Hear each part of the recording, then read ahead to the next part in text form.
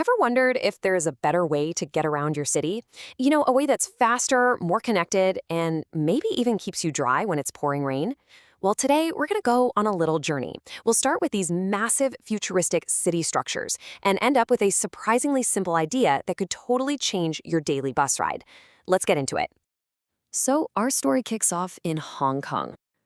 We're talking about a city with a crazy number of people all packed into a really small space. They were under huge pressure, land, resources, you name it. So they couldn't just keep sprawling out. Nope, they had to get smart. And you know what's wild? Their solution led to this amazing side effect. Imagine this. What if your city was so seamlessly connected that you could get from your apartment to your office to the grocery store without ever stepping out into the rain? This isn't some sci-fi movie. For a lot of people there, it's a reality. And it's all thanks to an idea called the megastructure. So yeah, this idea has a name, the megastructure. It was coined way back in 1964 by an architect named Fumihiko Maki. The idea is basically a single giant framework that holds everything a city or part of a city needs. So don't think of it as a bunch of separate buildings. It's more like one giant integrated urban machine. And this quote right here, wow. It just makes it all so real, doesn't it? The whole trip is just a smooth journey through different parts of this one massive structure. You can see it's not just about the trains. It's about creating a totally integrated, weatherproof way of life, all built around transit. So just how powerful is this idea? Well, just look at these numbers. They're mind-blowing. For every single square meter of the Collins station itself, developers built a whopping 80 square meters of apartments, offices, and shops right on top of and around it. The train station isn't just a stop on a map, it's the beating heart, the economic engine for a whole vertical city. Okay, so the secret sauce to Hong Kong's success really boils down to these 5 things. Let's call them the 5 Ds. You've got to have the density of people, the diversity of stuff to do, live, work, shop, thoughtful design for people on foot, a walkable distance to the station, and finally, great destination access to the rest of the city. Hang on to these 5, because they are absolutely key to this whole thing.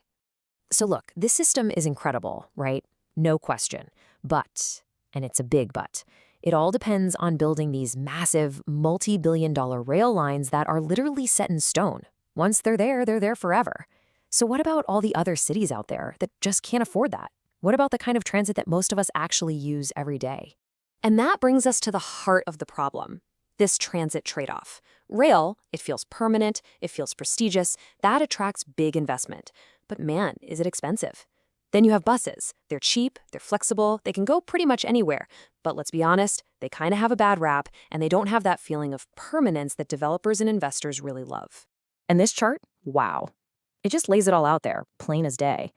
In the US, more than 92% of all development that's built around transit is built around rail lines. Meanwhile, less than 8% is built around buses. And that's even though buses are, by far, the most common way people use public transit. There's a huge disconnect going on here. Which brings us to the big, central question we're tackling today.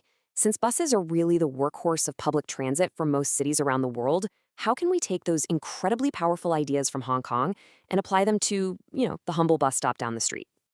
And the answer, it's actually pretty simple and kind of beautiful.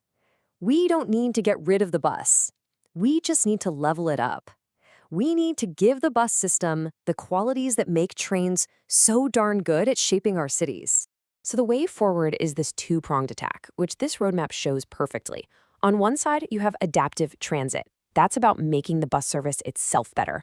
On the other side, you have adaptive land use. That's shaping the community around the bus routes. And you see how they're connected? They feed into each other. You absolutely cannot have one with the other. Let's break that down, starting with adaptive transit. All right, first up, adaptive transit. This part is all about upgrading the bus system itself to make it faster, more reliable, and just a better experience overall.